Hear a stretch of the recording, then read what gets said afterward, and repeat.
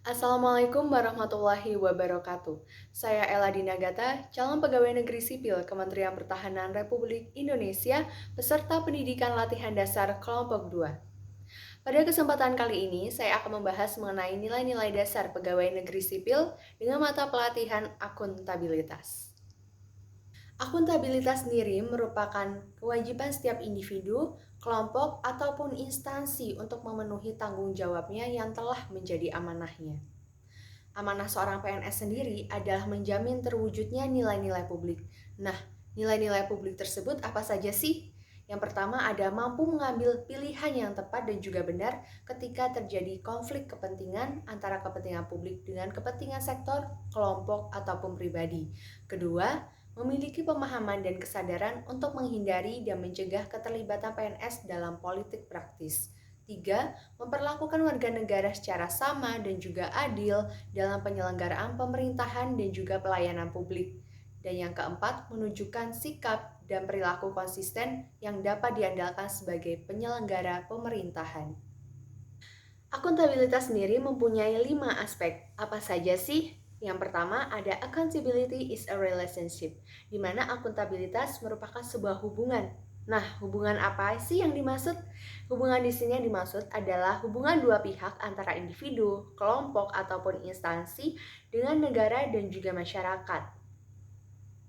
Nah, di sini pemberi kewenangan harus memberikan arahan yang memadai, bimbingan, dan juga mengalokasikan sumber daya sesuai dengan tugas dan fungsinya. Yang kedua, ada accountability is result oriented, di mana akuntabilitas ini berfokus pada hasil. Nah, dalam konteks ini, setiap individu, kelompok, ataupun instansi dituntut untuk bertanggung jawab dalam menjalankan tugas dan juga kewajibannya, serta selalu bertindak dan berupaya untuk memberikan kontribusi untuk mencapai hasil yang maksimal. Untuk aspek yang ketiga dalam akuntabilitas yaitu accountability requires reporting, di mana laporan kinerja merupakan bentuk dari akuntabilitas. Dengan memberikan laporan kinerja berarti mampu menjelaskan terhadap tindakan dan hasil yang telah dicapai yang telah dilakukan oleh individu, kelompok, maupun instansi, serta mampu memberikan bukti nyata dari hasil dan proses yang telah dilakukan. Sekecil apapun kinerja yang kamu lakukan, jangan lupa laporkan kepada atasan kamu ya. Aspek yang keempat, yaitu accountability is meaningless without consequences, di mana akuntabilitas memerlukan konsekuensi. Nah, akuntabilitas merupakan sebuah kewajiban. Kewajiban menunjukkan tanggung jawab dan tanggung jawab menghasilkan konsekuensi. Konsekuensi tersebut dapat menghasilkan reward atau punishment.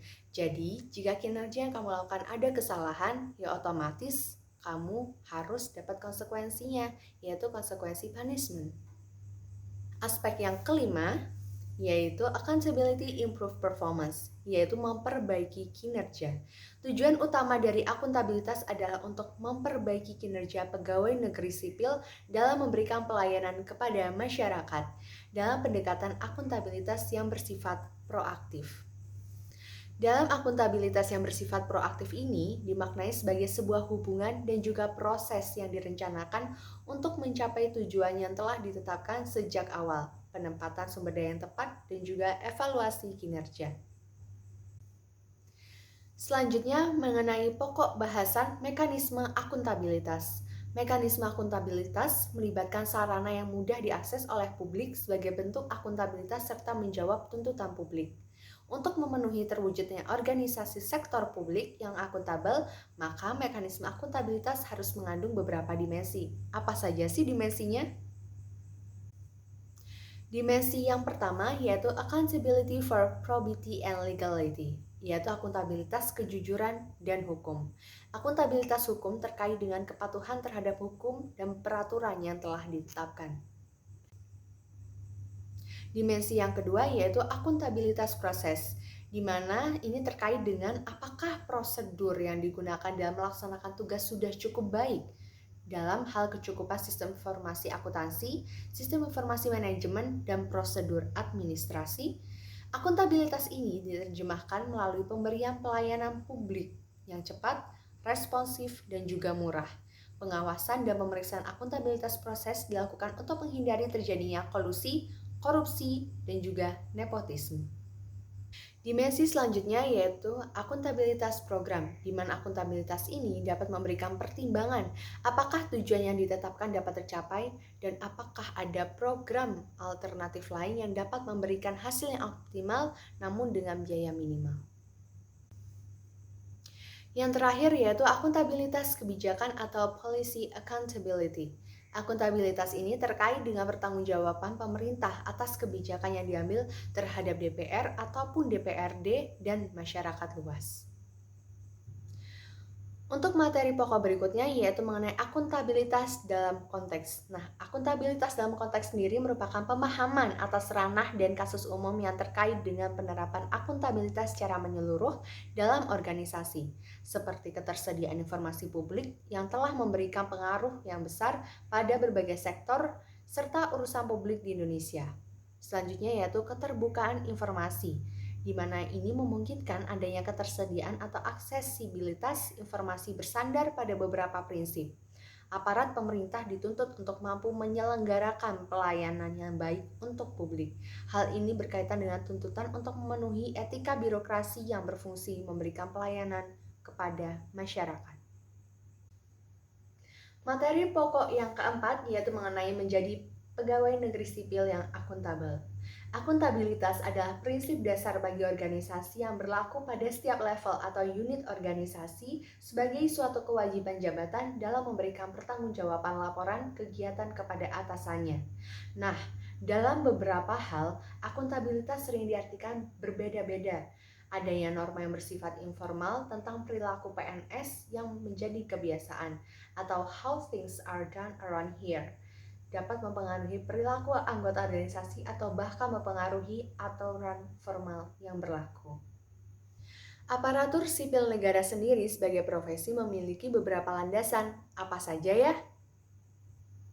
Yang pertama yaitu nilai dasar, yang kedua kode etik, yang ketiga komitmen, integritas moral, dan tanggung jawab pada pelayanan publik. Keempat, kompetensi yang diperlukan sesuai dengan bidang tugas. 5. Kualifikasi akademik. 6. Jaminan perlindungan hukum dalam melaksanakan tugas. Dan yang ketujuh, ada profesionalitas jabatan. Untuk materi pokok akuntabilitas yang terakhir, mengenai pengambilan keputusan yang akuntabel.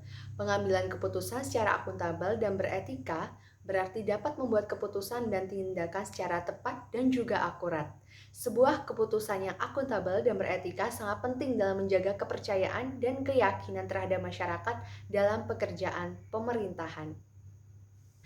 Nah, terkait dengan refleksi nilai-nilai akuntabilitas, maka saya yang saat ini di Satuan Kerja Universitas Pertahanan Republik Indonesia akan mengimplementasikan nilai-nilai dari akuntabilitas, seperti menyelesaikan tugas dan perintah dari atasan dengan optimal atau maksimal, bekerja sama lebih baik dengan sesama rekan kerja, dan disiplin dalam melaksanakan peraturan-peraturan yang berlaku di Universitas Pertahanan Republik Indonesia.